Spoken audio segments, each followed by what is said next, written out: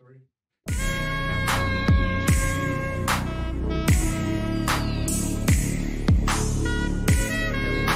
you doing? Welcome to another podcast edition. It's your favorite agent, Travis Williams, Better Homes and Gardens Real Estate Metro Brokers. My agent is Travis.com. So I have my first loan officer here in the building today, the infamous Billy Whitley. How you doing? Man, I just want to say thank you for having me, man. I really appreciate it. Well, everything is great. So you know, we've been rocking for a long time. Long time. Yeah, sure. So I'm glad that you're here. You know, I picked your brain plenty of times. That's right. But now everybody else gets to hear what I get to hear. That's why I have you here. So tell us about yourself first. Well, I've been in the mortgage industry for the last 26 years. Okay. 1995. Okay. So, man, this is all I know. Right. You know, I've been doing this forever. My dad was a mortgage loan officer, so it's in our blood. Mm-hmm. I've been with Southeast Mortgage for the last 9 years. Okay. Absolutely love it there. Okay. And we just do a lot of good for a lot of good people, man. Oh, I know you do. I see it all the time. Tell us what your official title is, though, because I want them to understand you're not just any regular loan officer. I want them to know who you really are. What's your title there? I'm bragging on you. So my official title is a group senior vice president, right? Mm-hmm. And I'm an officer of the company. I'm a shareholder of the company. We've got 63 shareholders, and I'm one of them. You know, like I said, we focus on doing a lot of good things for a lot of good people. Right. See, they don't realize they don't just give this position to just anyone. You've been doing this, like you said, for a long time, and you're well versed on what you do, and it shows. Trav, it's about time, man. 26 years, you know, day in and day out, and you know how the business is. I understood. I mean, day in and day out. Yeah. I mean, I've been going up that mountain every single day. So we tend to get good at it. So speaking of going up that mountain, I get people to call me and they say, "Hey, I'm ready to get this process started." Okay, fine. And I say, "Well, you know, I kind of scrub them just a little bit. Well, do you know where your credit is right about now?"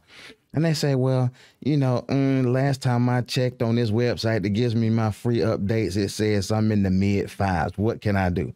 So what could they do? Well, there's a lot of options, but when you talk about a credit score in the mid-5s, that is on the lower end of what we want to see. It's on the extreme lower end of what we want to see. So 9 times out of 10, maybe 10 times out of 10, that person needs a consultation. There you go. They need to get educated on the things that they need to get done for themselves to get them in a position to buy a house. And I mean, that education piece, it is extremely custom fit. People don't quite realize that. If we were selling, let's say, fine men's suits, for example. If you come in the office, you wouldn't see any suits. All you see is me and a tape measure. There you go. Because I don't know what you need. Right. I don't know what you like. Right. I don't know what you want. But in that consultation, that whole process is going to be custom fit for that particular person. Anything different than that, it's going to be, you know, a little bit off here, a little bit off there. And what that looks like for us in the business is a late closing or a missed closing or a loan denial. All those things come up when it's not custom fit. So that's what we focus on. Okay, so let's take this same, let's take the same kind of scenario. I have a person that calls me and says, "Okay, here, I'm ready." And I say, "Okay, well, do you know what your score is?" They go again, "Hey, I've gone on this website that gives me my free credit score, and it says I'm running low 7s. Okay, so, you know, they say, "Well, what do I need to do?" And after I tell them to give you a call, tell me about this process. The first process, the first step is I like to get them on the telephone. Okay. I like to talk to people because so many times in the world of online applications and all those things, I mean, you miss that human connection because in all, people come in, they tell you a story. Right. Right. And there's all kinds of nuggets in that story. It's the inflection in the voices. You can tell the parts that they get emotional on. All those things come into place. I like to have a conversation to find out, you know, where are we? Can they buy today? You know, and from there, you know, we start to talk about what they need, verify their documentation, look at their credit. And as you mentioned earlier, you know, people talk in terms of their credit score. And I like to help people understand that the credit score is not the end all to be all. You know what I mean? It's a step. It's the first step. look at your credit score. But just because you have a good credit score, or just because you have a bad credit score, or something in between, doesn't mean you can't buy. Right. It's just an indication of where you are. Right. So, and like you say, because everybody's tailored different. Oh yeah. So just because it looks this way on the surface doesn't mean that they can't get something on the back end, maybe. Yep. Well, with just a little bit of work here and there. Yep. Credit scores are really, really tricky because what people don't realize is your credit score is only a snapshot of the last 24 months. That's it. And when I describe credit to people, one of the things that I think about is a 24-month long conveyor belt. For example, if it's just constantly moving, right? So when you open up a piece of credit, you put it on that conveyor belt and it rides for 24 months, right? And every time you open up a piece of credit, it's on the belt. So when someone pulls your credit score, they take a snapshot of what's on the belt. That's all. Month 25, you got stuff falling in the floor, right? That doesn't come up in your credit score picture. You might have some really bad credit or you might have some really good credit in the floor.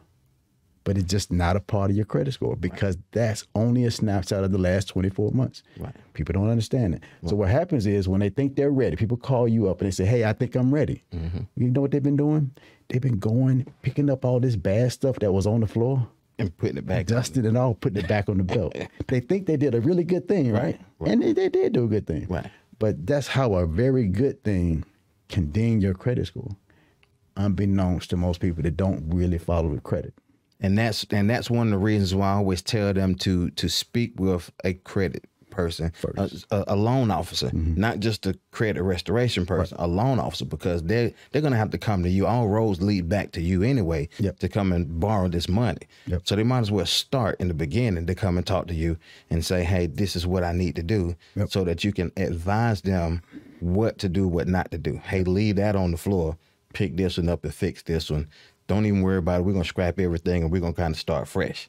Whatever they need to get done. I often tell people, I guarantee I can get you a loan. Because they call me and they're nervous, right? I say, well, calm down, because I guarantee I can get you a loan. And then they start perking up. Because I guarantee I can get you a loan. But that's the wrong question. Right. The question is how soon. Right. Right. Right. And you can get a loan. It just depends on how. I recommend you come to me early. Right. If you got a 580, come to me. If you got a 500, come to me. Because you're going to work on everything. There's nothing wrong other than the fact that you're a little bit early. That's it. That's it. You know, if you got a 702 credit score or a 740 credit score, money in the bank, you're probably a little bit late. You should have done this 2 years ago. Right. You're right. You know what I mean? You're right. So it's all a matter of when you had that initial conversation. Okay, and neither time is bad. So what would be that minimum number score that you could say, hey, I can get you something in here now as long as all the other conditions are good? What's that minimum score? I like to see you break into the 600s. Okay. When you between 600 and 620, you can do it, but you're on real thin ice. Right. Any little thing can drop you through the ice. Right. Right. Hurt both of us. Right.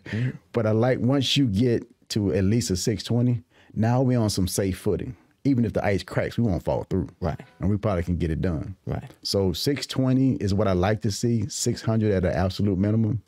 520, anything in the fives.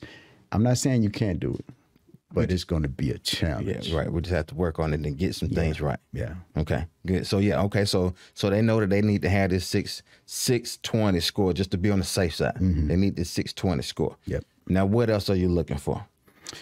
What we're looking for, we can talk in terms of generally, but general, because everybody's different. They got that custom fit kind of mindset, right? Right.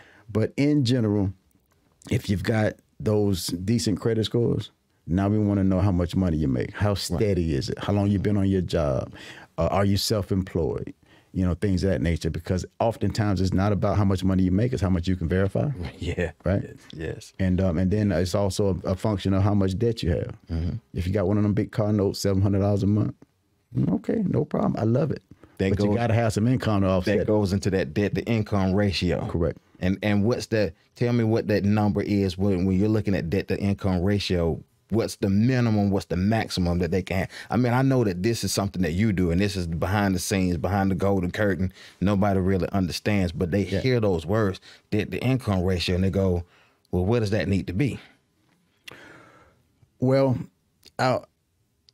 it's a much longer conversation. We can have a whole conversation about debt to income ratios, right? But in general, when you're talking about your mortgage history, right? I mean, your mortgage payment. Your mortgage payment should not be any more than 35% of your gross income. There we go. That's your gross income. Right. That's that part of your income that you don't bring home. Right. I'm talking about all the money, what you see on the pay stub, and then they FICA hit you, and all them other ones, Medicare, all that stuff. But 35% of your gross income, your mortgage should not be any more than that. Yeah. Now, there's another ratio that we consider. Your mortgage payment plus all your other minimum debts, that car payment, student loans, the credit cards, all those things.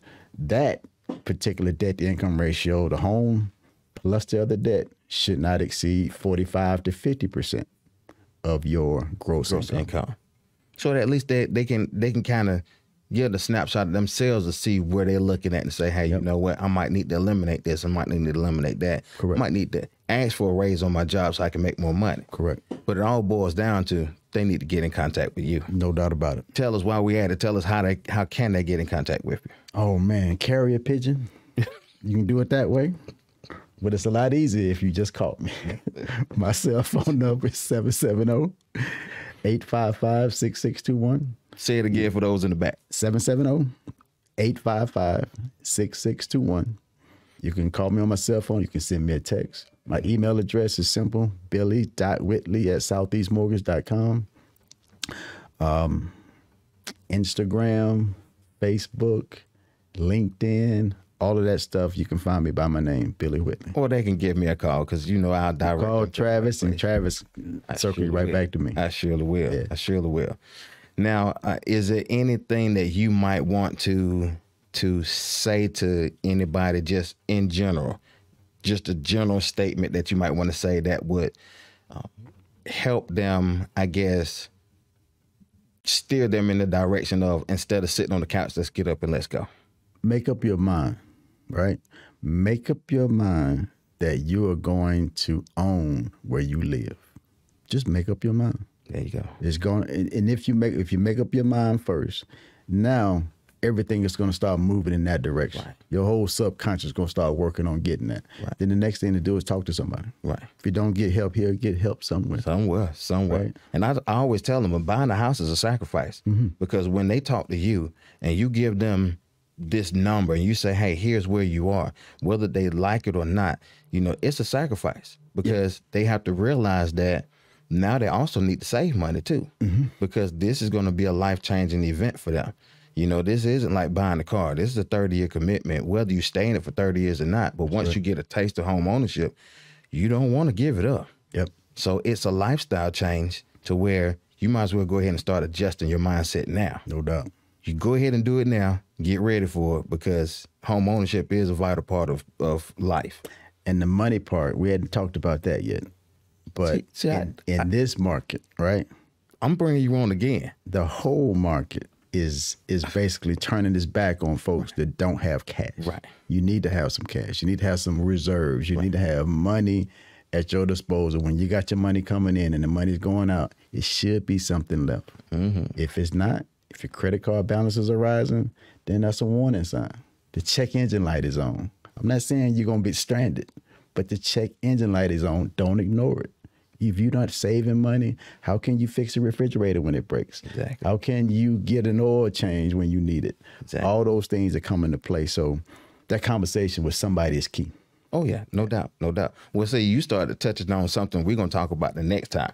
I'm bringing you back again, because you are very vital in the process of buying a house. You know, if realistically, if they can't get through the hurdles with you, they can't even come to me. That's right. Because they have to have gone through you or someone that's affording them their money, that's going to show them, here's what you can qualify for, in order for them to even come on and knock on the realtor's door to say, I'm ready. So, or they can write the check. And if you can write the check, God bless you. Right? No doubt. That's the other way. If you can write the check, you can always call me, 404-422-8568. We can bypass Billy. We come back to him later on. But, you know, if you need me, we'll go straight on and make it happen. Buying a house is the easiest thing you will ever do. Borrowing the money is the issue. Right. That's the issue. Right. You buy a house, right, you can do it on the hood of your truck out there. Right. Sign right here. Right. Congratulations, you just bought a house. Right. But where am I gonna get the money? Oh, now that's the challenge. That's the process. It's an easy process because you make it easy. No doubt. I mean, you know, I've listened to you and followed you, and we've done a lot of deals together, and you make the process easy for them. And when they finish, they go, it wasn't as bad as I thought. Yeah. Never is. But that's because they listen. Yep. So again, let them know how they can get in contact with you. My cell phone, 770-855-6621. And if you can't remember what his number is, give me a call at 404-422-8568.